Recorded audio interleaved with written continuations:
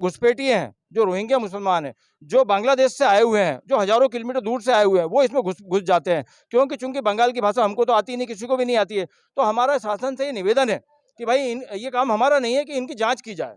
तो शासन को हमने आज निवेदन किया है कि भाई इनकी जाँच की जाए, क्योंकि जब यहाँ पर से इनका कोटा पूरा हो जाता है, जब इनको लगता है कि हमारे पास में लाखों करोड़ों रुपए का सोना इकट्ठा हो गया, तो सीधे बांग्लादेश भाग विरोध जाते हैं। करे जो बंगाली कारीगरों से आभूषण निर्माण करवा रहे हैं, ऐसे कोई भी काउंटरों से ना खरीदें। नाम पर ग्राहकों को लालच देकर बगैर किसी लाइसेंस लिए सोना चांदी का काम कर रहे हैं, उन पर तत्काल रोकथाम लगाई जाए, क्योंकि ऐसे अवैध। तो आप देख रहे हैं वर्ल्ड स्वराज न्यूज। आज हमें मध्य प्रदेश के हरदा में हमने एक नाम सुना था, लैंड जिहाद, लव जिहाद, लेकिन आप देख सकते हैं आज यहाँ पे हमारे सामने गोल्ड जिहाद भी सामने है, जो सबसे बड़ा एक प्रश्न चिन्ह खड़ा करता है। और इनका यह भी आरोप है कि बांग्लादेशी रोहिंग्या द्वारा गोल्ड जिहाद किया जा रहा है।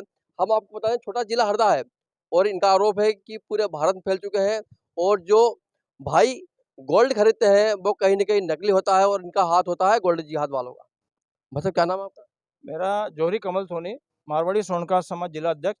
आज हम पूरे हरदा जिले से सर्व स्वर्णकार समाज के सभी सामाजिक बंधु यहाँ इकट्ठे हुए हैं, और हमारे द्वारा आज कलेक्टर कार्यालय हरदा के अंदर में महोदय कलेक्टर जी को और एसपी महोदय जी को आज ज्ञापन दिया गया है। और इसके अंदर में हमारे द्वारा ज्ञापन के अंदर में 3 विशेष मुद्दे उठाए गए हैं। ये सबसे बड़ा प्रश्न तो ये गोल्ड जिहाद क्या है? ये बहुत अच्छा सवाल किया आपने, गोल्ड जिहाद क्या है। तो मैं आपको ये बता दूं कि हमारा देश का जो सराफा बाजार है, इसके अंदर 90% बांग्लादेशी कारीगर होते हैं। उसके अंदर में अवैध जो घुसपैठिए हैं, जो रोहिंग्या मुसलमान हैं, जो बांग्लादेश से आए हुए हैं, जो हज़ारों किलोमीटर दूर से आए हुए हैं, वो इसमें घुस जाते हैं। क्योंकि चूँकि बंगाल की भाषा हमको तो आती नहीं, किसी को भी नहीं आती है।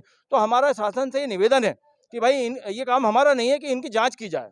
तो शासन को हमने आज निवेदन किया है कि भाई इनकी जाँच की जाए, क्योंकि जब यहाँ पर से इनका कोटा पूरा हो जाता है, जब इनको लगता है कि हमारे पास में लाखों करोड़ों रुपए का सोना इकट्ठा हो गया, तो सीधे बांग्लादेश भाग जाते हैं। तो हमने शासन से निवेदन किया है कि इनके ऊपर पहचान चिन्ह इनकी सत्यापित की जाए, इनके सबके आधार कार्ड चेक किए जाए। तो आपको पता है कौन-कौन यहाँ पे हरदा में, आप बता सकते हैं क्या? ये आप नहीं, साथ रहेगा? नहीं, ये हमारा काम नहीं है यहाँ कौन-कौन है, लेकिन हाँ, इतना ज़रूर है कि हरदा में विगत करीब 30-40 साल से यहाँ पर बांग्लादेशी कारीगर हैं। तो उसमें कौन से बाहर के जो बांग्लादेश के आए हुए हैं, वो हमने शासन से निवेदन किया है कि भाई शासन की जवाबदारी बनती है कि उनकी पहचान की जाए।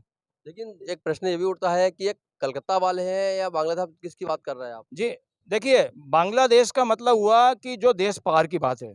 तो हम लोग देश पार की बात कर रहे हैं, अवैध बांग्लादेशी घुसपैठियों की, जो बांग्ला भाषा का उपयोग करके इनके बीच में घुस जाते हैं और मौका मिलने पर बांग्लादेश भाग जाते हैं। तो हमारा जो मेन जो लड़ाई है, वो इन बात की है कि भाई उनके कारण, उनके सोना लेकर भागने के कारण जो हमारे स्वर्णकार समाज है, इनकी प्रतिष्ठा और प्रश्न चिन्ह खड़ा किया जाता है, हमारे स्वर्णकार समाज की आन बान शान को खराब की जाती है। तो हमने इसको मुद्दा बनाया है कि भाई इनके ऊपर शुरुआत में ही नकेल कसी जाए। अगर ये लोग गलत आदमी हैं तो इनके देश वापस भेजा जाए और इनकी पहचान चिन्ह, आधार कार्ड इनको सत्यापित किया जाए।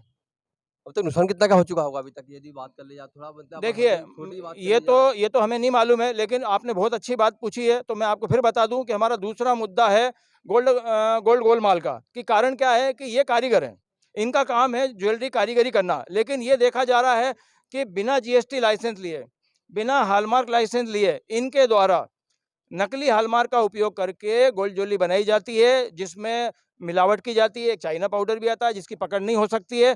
तो माताएं बहनें, हमारी बहन बेटियां ये तो जानती नहीं है। जिस प्रकार डिजिटल अरेस्ट, साइबर क्राइम हो रहे हैं, उसके अंदर में डर और लालच 2 प्रकार के होते हैं। अस्त्र, अमोघ अस्त्र हैं जिनके द्वारा करोड़ों रुपए की ठगी हो रही है। उसी प्रकार आज 80 लाख रुपए किलो का सोना है, और आपको ताज्जुब होगा कि सबसे दुनिया की सबसे महंगी धातु है ये, उसके अंदर में सराफा बाजार में घुसे हुए हैं। तो हमने शासन से निवेदन किया है कि दूसरा जो मुद्दा है गोलमाल का, वो इस पर रोक लगाई जाए। तीसरा हमारा मुद्दा है संरक्षण का। तो संरक्षण का मुद्दा क्या है कि देश के सराफा बाजार के अंदर में ये देखा जा रहा है कि हर जगह ये घुसे हुए हैं। तो इनको वहाँ पर कुछ जो लोकल लोग हैं, जिनकी व्यक्तिगत स्वार्थ की नीति है, जो सिर्फ आर्थिक उद्देश्य को अपना मुद्दा समझते हैं, राष्ट्र हित को कुछ नहीं समझते, तो हम उनके खिलाफ बोलना चाहते हैं कि वो लोगों के द्वारा इनको आवास, प्रवास, निवास, मोबाइल, आधार कार्ड, तरह तरह की सुविधाएं मुहैया करी जा रही है, इनको अपने पैरों पे खड़ा कराया जा रहा है। और जब ये लोग, इनको पूरा संरक्षण मिल जाता है, इनके पास सोना पूरा इकट्ठा हो जाता है, लाखों रुपए का सोना लेके भाग जाते हैं, उस समय इन लोगों के द्वारा शासन प्रशासन पे आवाज़ उठाई जाती है और बोला जाता है कि पुलिस कुछ भी नहीं कर रही है, शासन कुछ भी नहीं कर रहा है। तो ये तीसरा सबसे मुद्दा बड़ा संरक्षण का है। सबसे बड़ा एक प्रश्न ये है कि गाँव की एक बहन है, जी। गाँव की है, अब वो कैसे पहचाने कि कहाँ से खरीदे और कौन बहुत अच्छे बांग्लादेशी है? देखिए, आपने बहुत अच्छी बात पूछी है। मैं इसके लिए आपको बता देता हूँ कि हमारे जो भारत सरकार है, इसने अभी देश में एक BIS हॉलमार्क कानून लागू किया है।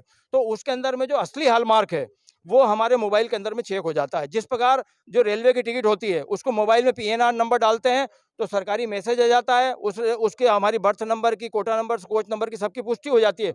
उसी प्रकार भारत सरकार ने जो जो ग्रामीण परिवेश के किसान भाई हैं या हमारी माताएँ बहनें, इनको ठगी से, मिलावट से बचाने के लिए ये HUID हॉलमार्क कानून लागू किया है। तो हम आपके माध्यम से पूरे देश में संदेश देना चाहते हैं कि सभी भाइयों से निवेदन है कि किसी के लालच में ना आए, कम मजूरी के लालच में ना आए, 0% मजूरी के लालच में ना आए। आपके साथ में कालाबाज़ारी हो रही है, गलत काम हो रहा है। अगर आपको लेना है तो असली HUID हॉलमार्क गोल्ड ज्वेलरी खरीदें और उसी की दुकान पर बैठकर अपने मोबाइल के अंदर में BIS केयर एप्लीकेशन पर वो 6 डिजिट डालकर उसकी पुष्टि करें। बिल्कुल सरकारी मैसेज आता है। बहुत अच्छा सवाल किया आपने। तो आप क्या कुछ बोलेंगे? मेरा आपके माध्यम से एक संदेश देना चाह रहा हूँ। जो जनता जनार्दन है, जो गोल्ड आभूषण खरीदी करता है, उन लोगों को संदेश पहुंचाना चाहता हूं कि वे ऐसे ही शोरूमों का भी विरोध करें जो बंगाली कारीगरों से आभूषण निर्माण करवा रहे हैं। ऐसे कोई भी काउंटरों से ना खरीदें, वे स्थानीय लोगों से, स्थानीय कारीगरों से आभूषण बनवाएं, ताकि वो ये गोल्ड जिहाद से बचें, उसका पूर्ण विरोध करें। साथ ही अगर वो ऐसे बंगाली कारीगरों के माध्यम से आभूषण निर्माण करवाते हैं, तो उनका जो राष्ट्र का पैसा कहीं ना कहीं बंगाली घुसपैठिया कारीगरों तक पहुंचता है और वो देश विरोधी गतिविधियों में इसमें खर्चा करते हैं और जिहाद चलाते हैं। इसलिए मेरा यही निवेदन है कि वे पूर्ण रूप से सचेत रहें और ऐसे जिहादियों से बचें। घुसपैठी है और गोल्ड जिहाद ये एक संगठित ऑर्गेनाइज क्राइम है। हम इसके खिलाफ एक ज्ञापन देने आए हैं, हरदा स्वर्णकार समाज। हमने मध्य शासन आदरणीय मोहन जी सरकार, हरदा SP और हरदा कलेक्टर महोदय को ज्ञापन दिया है कि जो भी अवैध घुसपैठी है, बांग्लादेशी कारीगर हैं, जो गोल्ड जिहाद के नाम पर ग्राहकों को लालच देकर बगैर किसी लाइसेंस लिए सोना चांदी का काम कर रहे हैं, उन पर तत्काल रोकथाम लगाई जाए, क्योंकि ऐसे अवैध घुसपैठी है देश के लिए घातक हैं। ये लोग संगठित अपराध के माध्यम से बगैर किसी खाना पूर्ति के नियम के अपना व्यापार कर रहे हैं। अतः शासन इनकी जांच कराए, ये हमारी मांग है। ऑपरेशन हुआ उसमें डॉक्टरों ने बोला एम्स के कि भाई इसने हाथों को ओवरलैप कर दिया था, जो एब्डामेन पार्ट है उसको गलत तरीके से काट दिया था और इसने मेडिसिन के हाई डोज दिए थे, जिसकी वजह से बच्चा पेरिटोनाइटिस से सेप्सिस किया है। तो 3 मर्डर हो गए और ये अन्नाप शन्नाप मुझे 6 मिनट तक गाली बका। बाबा साहब अम्बेडकर को ये गाली बक रहा है और शासन प्रशासन अभी तक नहीं सुन रहा है और करणी सेना है वो भी मुझे पूरी तरह से साथ दे रही है। लेकिन